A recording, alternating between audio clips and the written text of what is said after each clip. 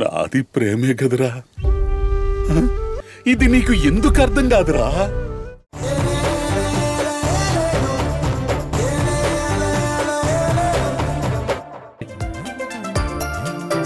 కూర్చోండి. ఇంకేంటి గీత గారు కబుర్లు? ఏముంది, మీరే చెప్పాలి. నేను చెప్పడానికి ఏముంది, రొటీన్ అనంలే గాని ఇన్నోవేటివ్గా ఉంటుంది. కొత్త కొత్త విషయాలు తెలుసుకుంటూ ఉన్నా. నువ్వేమైనా చెప్తే మరిన్ని కొత్త విషయాలు తెలుసుకుంటా.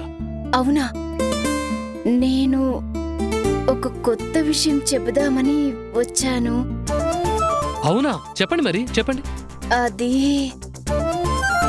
అది ఏమైంది మీకు? ఏం లేదు.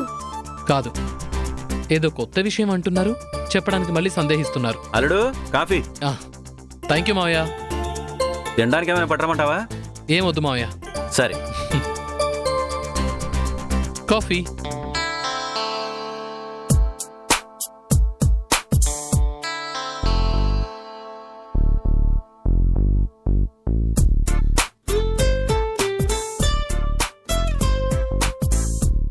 ఏమైందండి?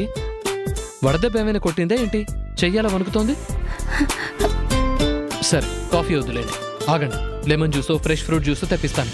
మాయా! అయ్యో, అవేం వద్దు. మరి ఇంకేంటి? బాగా వడదెబ్బ కొట్టేసినట్టుంది, చెయ్యి వణుకుతోంది. లేదు, అదేం లేదు. Coffee okay.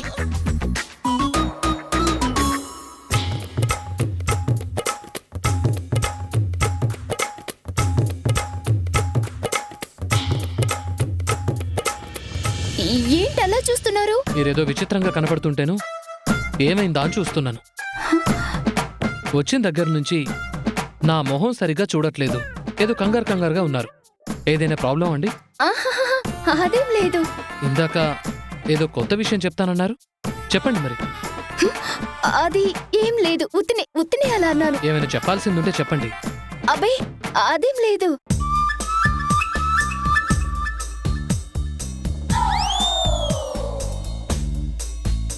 అదేంటండి, వేడి కాఫీ అలా ఫాస్ట్గా తాగేస్తున్నారు?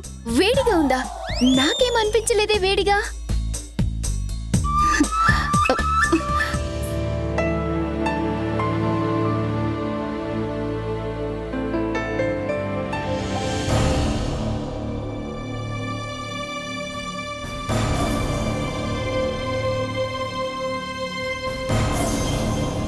అమ్మా, లోపలికి రావచ్చా? రండన్నయ్య.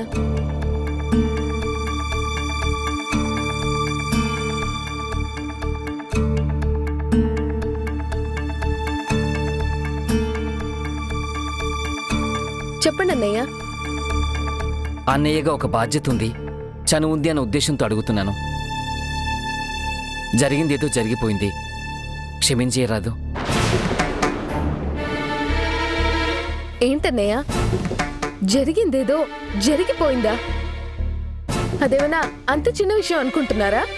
అది కాదమ్మా, అప్పుడు ఆయన చేసిన పనికి పర్యవసానాలు ఎలా ఉంటాయో ఊహించక ఏదో చేసేశారు. తెలిసి చేసిన తప్పు కాదు కదా.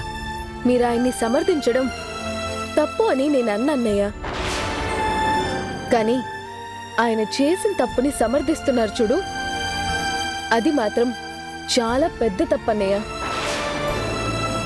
ఆయన పరిణామాల్ని ఊహించి చేశారా చేయలేదా అన్నది సెకండరీ. కానీ ఒక తప్పు చేసిన తర్వాత చేశామని తెలుసు కదా, తెలిసిన తర్వాత ఇన్నాళ్ళైనా దాని గురించి ఆయన బాధపడట్లేదు, కించిత్ పశ్చాత్తాపం కూడా లేదు. పైగా ఇంతవరకు ఆ నిజాన్ని నా దగ్గర దాస్తూ వచ్చారు. లేదమ్మా, ఆయన విత్ చెప్పడానికి వద్దనయ్య,